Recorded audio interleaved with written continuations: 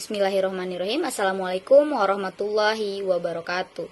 Halo teman-teman, selamat pagi. Salam sejahtera bagi kita semua. Semoga kita senantiasa dalam lindungannya. Kenalin dulu nih, aku Sugiati Tridiski dari kelompok 12 dan dua rekan saya, Indah Permata Rila dan Nala Marliza. Kali ini kita bakal ngebahas tentang penuaan dan gangguan psikologis. Nah, sebelum kita ngebahas lebih dalam lagi, kita harus tahu dulu nih, apa sih itu penuaan? Nah, penuaan ini, atau aging yang biasa kita sebut, adalah suatu proses menghilangnya kemampuan suatu jaringan secara perlahan untuk memperbaiki dan mempertahankan struktur serta fungsi secara normal atau fisiologis.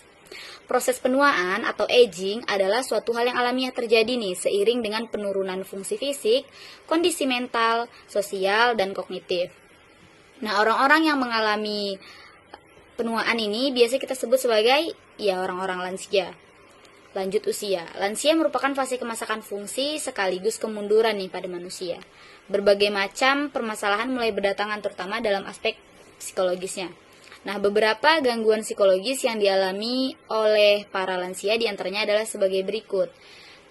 Mari kita simak penjelasan selanjutnya tentang beberapa gangguan psikologis yang dialami oleh para lansia. Nah, beberapa gangguan psikologis pada lansia yang bakal kita bahas kali ini itu ada 7. Yang pertama ada demensia, delirium, Alzheimer, anxiety atau kecemasan, Parkinson, hipokondriasis, dan yang terakhir ada gangguan tidur yang biasa kita kenal sebagai insomnia. Yuk kita simak penjelasannya berikut ini. Baiklah, saya Nala Marliza akan menjelaskan beberapa gangguan. Yang pertama ada gangguan demensia. Davison, Neil, dan Kring mengemukakan bahwa demensia merupakan istilah yang umum digunakan untuk menjelaskan kemunduran intelektual hingga ke titik melemahnya fungsi sosial dan pekerjaan. Sedangkan Laftia mengemukakan bahwa demensia merupakan gangguan kognitif meliputi berkurangnya ingatan secara bertahap, ketidakmampuan mempelajari informasi baru, kemampuan berkomunikasi, berpendapat, dan koordinasi motorik. Sedangkan Sandberg, Weinberg, dan Taplin mengemukakan bahwa demensia merupakan gangguan kompleks yang mencangkup beberapa entitas penyakit yang khas. Demensia ditandai dengan berkurangnya fungsi kognitif sehingga mempengaruhi kegiatan sehari-hari. Baiklah, selanjutnya ada gejala demensia, yang dimana Davison, Neil, dan Kring mengemukakan bahwa gejala utama penyakit demensia yaitu yang pertama, kesulitan mengingat banyak hal dan peristiwa baru. Individu yang menderita demensia memiliki kemungkinan gangguan pola bicara yang membingungkan. Meskipun sistem motorik tetap berfungsi, namun penderita demensia memiliki kesulitan dalam berbagai aktivitas motorik, seperti menggosok gigi, melambaikan tangan, berpakaian. Dan demensia mengakibatkan penderitanya mengalami kesulitan memahami pemikiran yang abstrak. Dan gangguan emosi menjadi hal umum bagi penderita demensia. Dan selanjutnya ada penyebab dari demensia. Sandberg, Weinberg, dan Taplin mengemukakan bahwa demensia disebabkan oleh perubahan pada otak yang tidak dapat dipulihkan, meliputi penyakit dan kematian jaringan otak. Selanjutnya, Papalia dan Veldam mengemukakan bahwa demensia timbul disebabkan oleh penyebab fisiologis. Penyebab fisiologis utama demensia yaitu penyakit Alzheimer dan Parkinson. Selanjutnya ada penanganan demensia. Penanganan ini yang pertama bisa berupa terapi khusus. Terapi khusus itu yang pertama itu ada terapi simulasi kognitif. Terapi ini bertujuan untuk merangsang daya ingat, kemampuan memecahkan masalah, dan kemampuan berbahasa dengan melakukan berbagai kegiatan kelompok atau olahraga. Selanjutnya ini ada terapi okupasi. Terapi ini bertujuan untuk mengajarkan pasien cara melakukan aktivitas sehari-hari dengan aman sesuai dengan kondisinya, dan mengajarkan cara mengontrol emosi dalam menghadapi berbagai perkembangan gejala. Selanjutnya itu ada terapi mengingat. Terapi ini berguna untuk membantu penderita mengingat riwayat hidupnya, seperti kampung halaman, masa sekolah, pekerjaan, hingga hobi. Yang terakhir itu ada rehabilitas kognitif. Terapi ini bertujuan untuk melatih bagian otak pasien yang tidak berfungsi dengan menggunakan bagian otak yang masih sehat.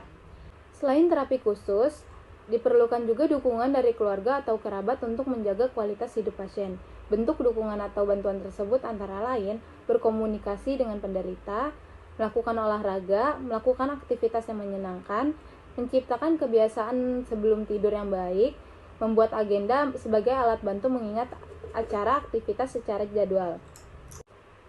Selanjutnya ada obat-obatan dan operasi. Demensia yang disebabkan oleh tumor otak, cedera otak atau hidrosefalus dapat ditangani dengan operasi. Tindakan operasi dapat membantu memulihkan gejala jika belum terjadi kerusakan permanen pada otak. Bagi penderita demensia bisa melakukan pencegahan dengan yang pertama itu berhenti merokok, yang kedua itu olahraga yang teratur, cukup tidur dan istirahat, pola makan yang sehat, membatasi minuman beralkohol, melatih otak secara berkala, dan mengontrol tekanan darah, kadar gula darah, dan kolesterol secara berkala. Yang kedua ada gejala delirium.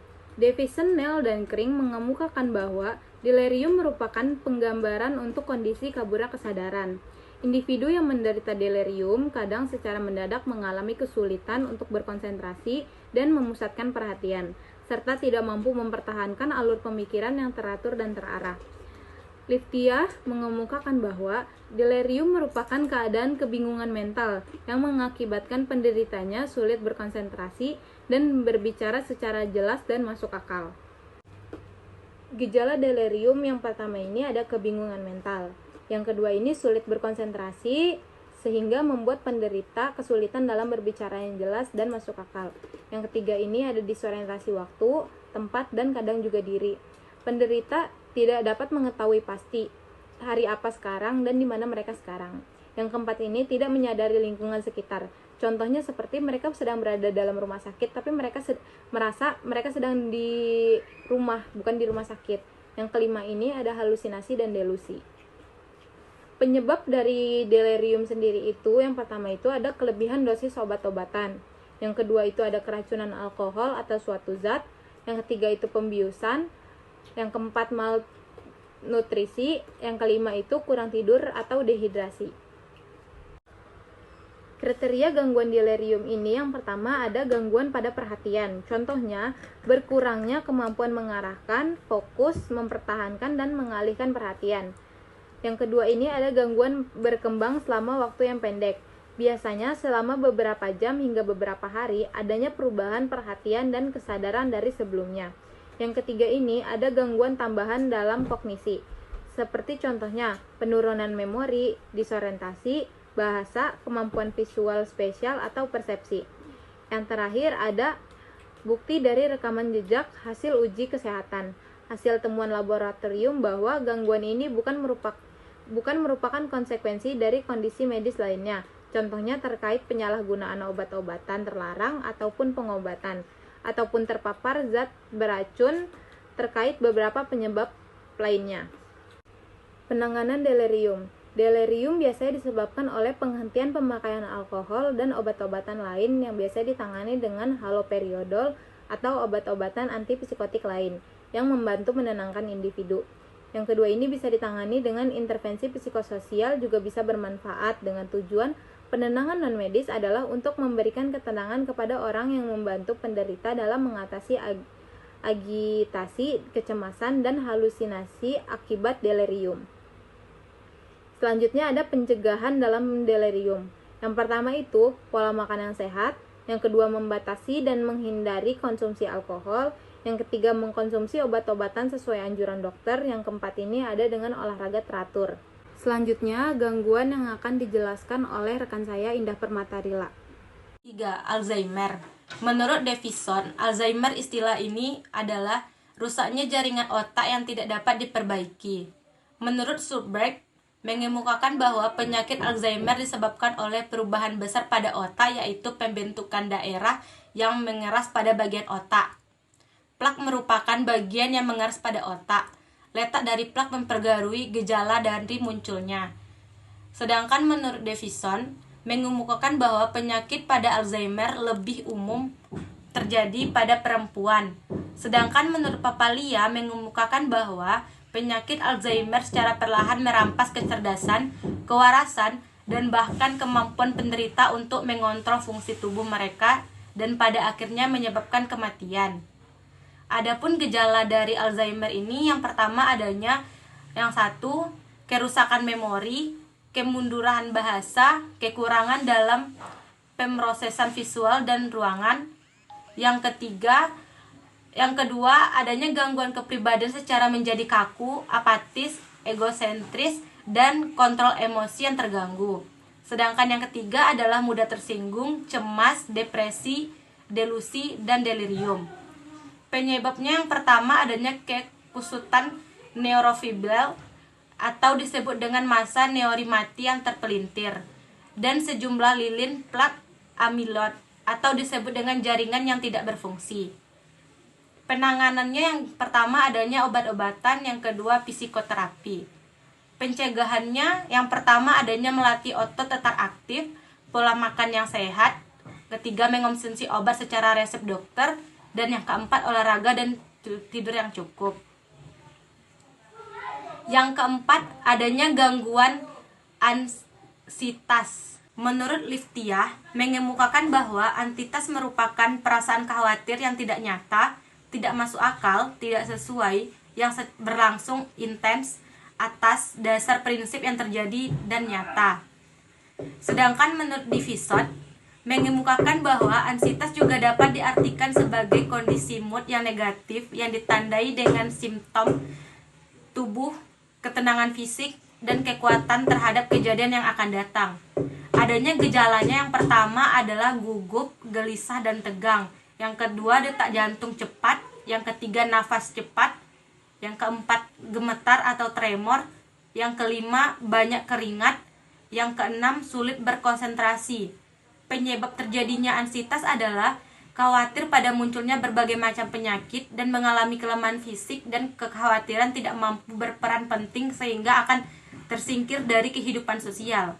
Penanganannya yang pertama adanya obat-obatan, yang kedua psikoterapi. Pencegahannya yang pertama mengikuti latihan mengelola stres seperti meditasi, yoga, atau jurnal harian. Yang kedua pola makan yang sehat, yang ketiga menjauhi alkohol, narkoba.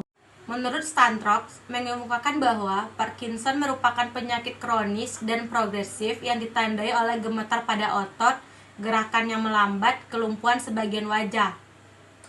Adapun gejalanya yang pertama adalah tangan bergemetar atau tremor saat tidak digerakkan. Yang kedua, kaku saat bergerak. Yang ketiga, gerak yang melambat. Penyebabnya yaitu disebabkan kerusakan atau kematian sel-sel saraf di otak. Penanganannya yang pertama memberi obat yang meningkatkan dopamin kepada penderita yang berada di tahap awal penyakit, dan L-DOP yang dapat diubah menjadi dopamin oleh otak. Penanganan lainnya yaitu dengan menstimulasi otak secara mendalam yang mencakup implantasi elektroda di dalam otak. Pencegahannya yang pertama melakukan senam otak, yang kedua olahraga rutin, yang ketiga makanan yang sehat. Gangguan yang keenam ada hipokondriasis. Sigler dan Costa mengemukakan bahwa secara luas hipokondriasis sangat umum terjadi dalam populasi lansia. Hipokondriasis adalah salah satu jenis gangguan kecemasan di mana penderitanya percaya bahwa dirinya memiliki penyakit serius atau mengancam nyawanya. Padahal saat diperiksa secara medis, gejalanya itu sangat ringan atau bahkan tidak ada. Hipokondriasis membuat penderitanya percaya bahwa keluhan ringan yang ia alami dapat membahayakan jiwanya. Sebagai contoh, batuk pilek yang dialaminya itu bisa dianggapnya sebagai gejala kanker paru-paru. Hipokondriasis dapat menimbulkan gejala mental dan perubahan perilaku. Di antaranya, memiliki kecemasan yang berlebihan bahwa dirinya itu menderita penyakit yang parah. Membuat janji dengan dokter berkali-kali untuk memastikan adanya penyakit, walaupun hasilnya selalu negatif. Memeriksa kondisi tubuh berulang kali, misalnya mengukur tekanan darah, mengukur suhu tubuh. Kemudian memberitahu keluarga atau temannya itu mengenai kondisi kesehatannya secara berlebihan. Selanjutnya menghabiskan sebagian besar waktunya untuk mencari informasi di internet terkait dengan penyakit yang dikhawatirkannya. Selanjutnya menghindari orang atau tempat tertentu khawatir akan tertular penyakit. Terakhir mengalami gangguan tidur. Nah, penyebab hipokondriasis ini belum diketahui secara pasti apa yang menjadi penyebabnya. Namun, resiko seseorang menderita hipokondriasis diduga terkait dengan faktor-faktor berikut ini. Yang pertama, memiliki riwayat penyakit berkepanjangan atau kronis pada masa kanak-kanaknya. Selanjutnya, pernah kehilangan orang yang dicintai akibat penyakit yang parah. Selanjutnya, mengalami pelecehan seksual, kekerasan fisik maupun emosional, atau pernah mengalami penelantaran pada masa kanak-kanaknya. Selanjutnya, menderita gangguan mental lain seperti gangguan kecemasan atau OCD. Selanjutnya, memiliki atau pernah merawat orang tua maupun saudara yang menderita penyakit parah. Selanjutnya, kurang memiliki pengetahuan tentang kesehatan. Dan yang terakhir, tinggal bersama keluarga atau orang-orang di lingkungannya yang banyak terjadi kasus-kasus hipokondriasis. Selanjutnya, penanganan hipokondriasis yang pertama dengan cara psikoterapi. Terapi perilaku kognitif merupakan salah satu jenis psikoterapi untuk mengobati hipokondriasis. Pasien akan dibantu untuk mengelola kecemasan dalam merespon gejala fisik atau sensasi pada tubuh seperti otot yang berkedut. Terapi ini juga bertujuan untuk melatih pasien agar mengurangi perilaku sering menjalani tes tanpa indikator tertentu. Yang kedua, dengan cara obat-obatan. Misalnya dengan pemberian obat antidepresan. Jenisnya selektif serotonin reuptake inhibitor atau yang disingkat dengan SSRI, dapat digunakan untuk mengatasi hipokondriasis. Obat ini juga bisa meredakan perasaan cemas berlebihan pada pasien tersebut. Adapun pencegahan hipokondriasis, yang pertama periksa ke dokter bila merasa cemas berlebihan. Kedua, mengelola stres dengan baik. Yang ketiga, tidak mendiagnosis diri sendiri. Yang keempat, pastikan kebenaran informasi medis kepada dokter, bukan melihat dari internet atau mendengar kata orang lain. Yang ketujuh, ada gangguan tidur. Davidson, Neil, dan Kring mengemukakan bahwa insomnia merupakan gangguan yang umum sering terjadi pada lansia. Miles dan Demand mengemukakan bahwa masalah tidur yang paling sering dialami oleh lansia adalah sering terjaga pada malam hari, sering terbangun pada dini hari, sulit untuk tidur, dan rasa lelah yang amat sangat pada siang hari. Waktu tidur lansia agak singkat dan sering terputus secara spontan. Selain itu, lansia membutuhkan waktu yang lebih lama untuk tidur kembali setelah dirinya terbangun. Adapun salah satu gejala yang dialami penderita gangguan tidur pada lansia ini adalah kesulitan untuk tidur di malam hari, bahkan bisa terjaga sampai pagi hari tanpa tidur atau istirahat sama sekali. Kemudian adapun penyebabnya, gangguan tidur pada lansia ini disebabkan oleh penyakit, obat-obatan, kafein, stres, kecemasan, depresi, kurang beraktivitas, dan kebiasaan tidur yang buruk. Prince dan Raskin ini mengemukakan bahwa rasa sakit, terutama sakit artritis, merupakan penyebab utama nih dari gangguan tidur pada lansia. Adapun penanganan gangguan tidur ini dapat melalui pemberian obat-obatan, namun ternyata obat-obatan ini pun memiliki efek yaitu ketergantungan.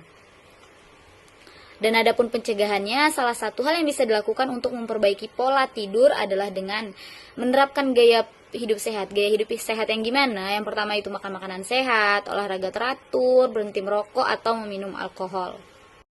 Sekian penjelasan singkat dari kelompok 12 terkait dengan penuaan dan gangguan psikologis. Wassalamualaikum warahmatullahi wabarakatuh. Thanks for watching.